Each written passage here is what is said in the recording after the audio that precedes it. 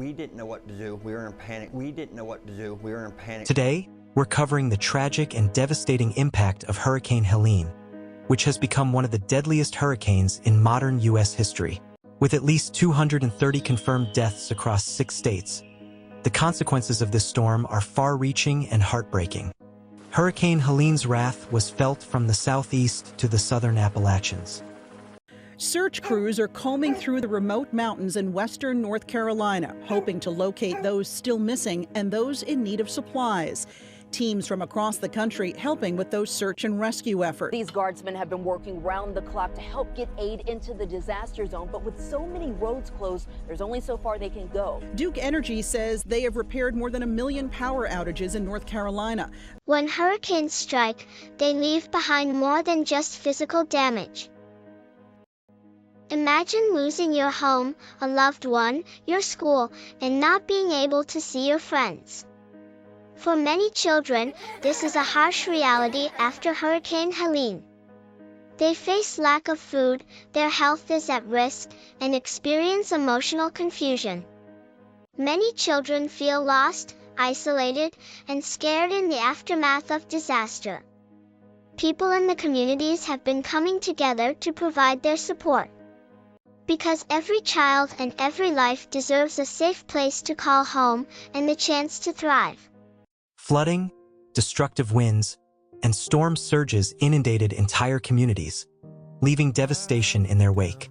The storm has left many people unaccounted for, with officials warning that the death toll may continue to rise as search and rescue operations proceed. As search teams work tirelessly to locate missing loved ones, desperation grows each day. Hundreds remain unaccounted for, and rescuers are facing significant challenges.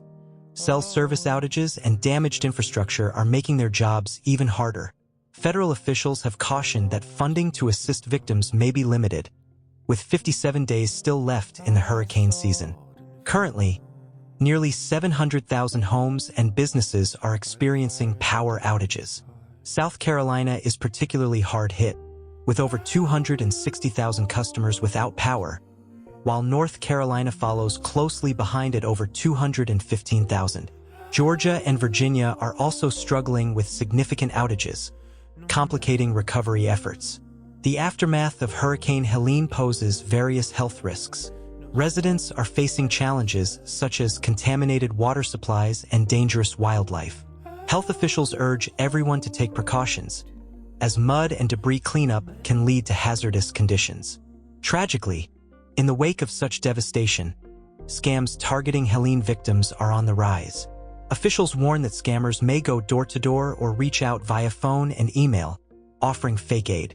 Remember, legitimate government agencies like FEMA do not ask for financial information or charge fees to apply for assistance.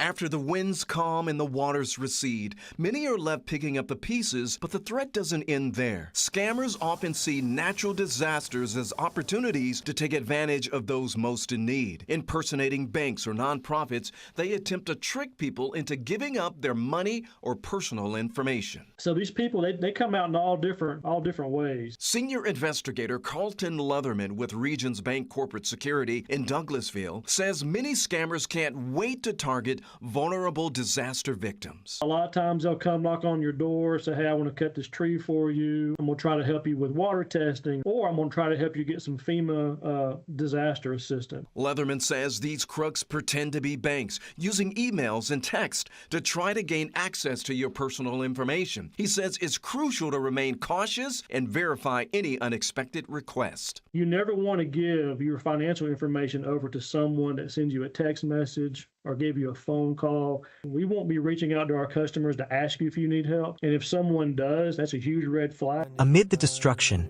we hear heartbreaking stories of loss. A Georgia mother and her newborn twins tragically lost their lives while sheltering from the storm, marking them as some of the youngest victims of Hurricane Helene. Meanwhile, a Navy veteran clutched a tree for 7 hours before being swept away by the flooding. These stories remind us of the human toll of such natural disasters. Despite the challenges, communities are coming together to help one another. In North Carolina, Supplies are arriving by plane and mule, showcasing the incredible spirit of resilience and cooperation in the face of disaster. Hurricane Helene has left an indelible mark on countless lives, and recovery will be a long and arduous journey.